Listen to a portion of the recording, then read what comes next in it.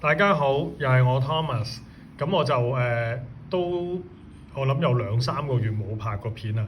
咁上嗰次拍咧，我記得係講土庫曼嗰隻錶嘅。咁我記得好似最後我就講話即係好開心有個師兄咧讓咗2隻軍錶俾我。咁嗰2隻係咩咧？嗰2隻就係意大利海軍啦。咁一隻就係呢一隻啦Citizen 嘅意大利海軍啦。咁我諗好多人都識㗎啦，呢一隻。咁，但係就好開心買到，真係好開心。咁另外咧就呢一隻Burberry 嘅意大利海軍。咁嗱，我諗我介紹呢隻錶之前咧，真係講一講啦，因為咧都會有啲意大利文嘅，一陣間我講，咁我一定唔識講啦意大利文，咁所以一陣間讀得唔正啊點樣都好，希望大家唔好見怪。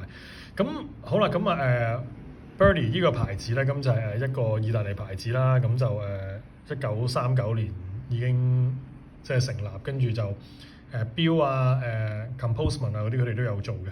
咁好啦，咁呢一隻錶咧就咁我講一講下佢個外形先。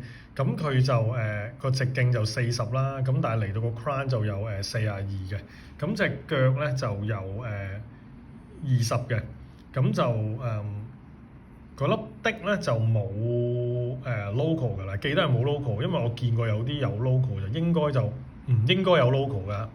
咁就後面有個 certificate，咁做過一個測試啦。咁佢防水係500嘅 resistant，個水就500嘅。咁個厚度咧就大概係13mm，即係1.3 cm。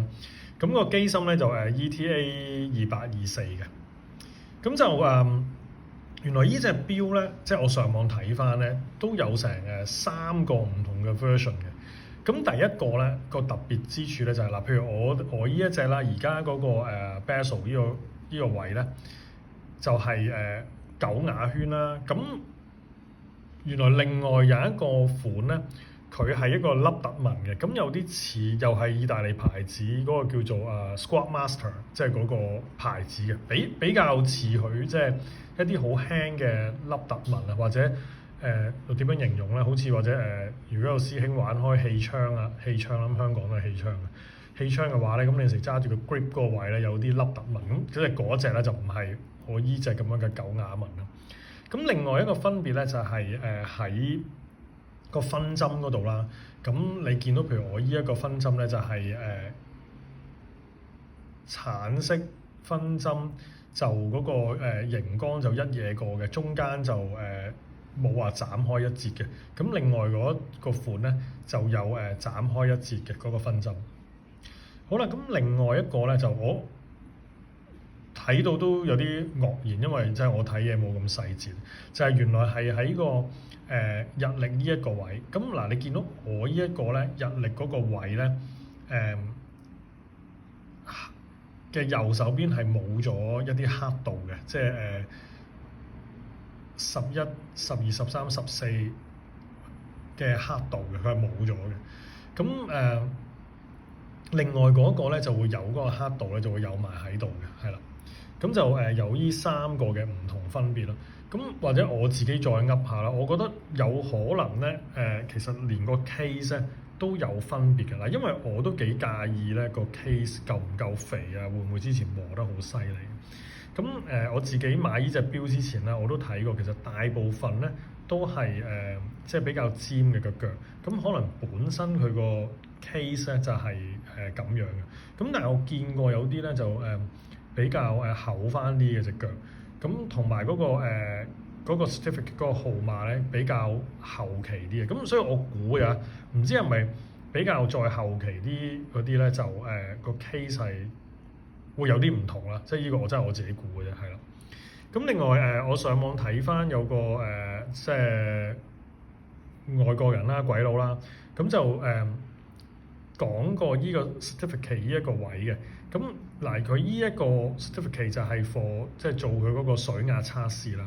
咁佢話咧佢試過嗱，佢因為佢話Burberry 咧就應該就冇，即係嗰個公司就做唔到嗰個防水功能，即係呢個測試嘅。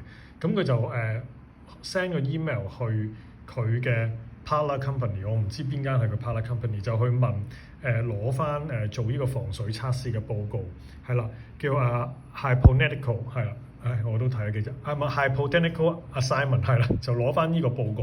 咁但係嗰間公司就一嘢就話冇啊，唔見晒啲報告。咁佢話咁即係冇辦法啦，係啦，即係可能人哋耍佢好咩都好係啦，咁啊攞唔到個報告嚟睇係啦。咁我呢一個號碼咧就20幾嘅2006幾嘅。咁我見過即係我自己上網睇過啦。咁有啲就磨到蝕晒啊。咁如果我睇到嘅號碼咧，最大咧係去到24幾啊，係啦，24幾嘅係啦。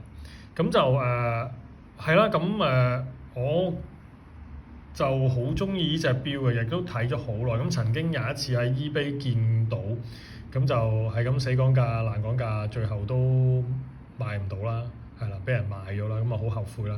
咁啊跟住之後幾年後就有個師兄好好就讓咗俾我，咁好開心，失而復得嗰啲感覺啦，咁係啦。咁就我今日就講住呢隻先，咁下一次先至講Citizen 呢一隻係啦。咁就好多謝大家。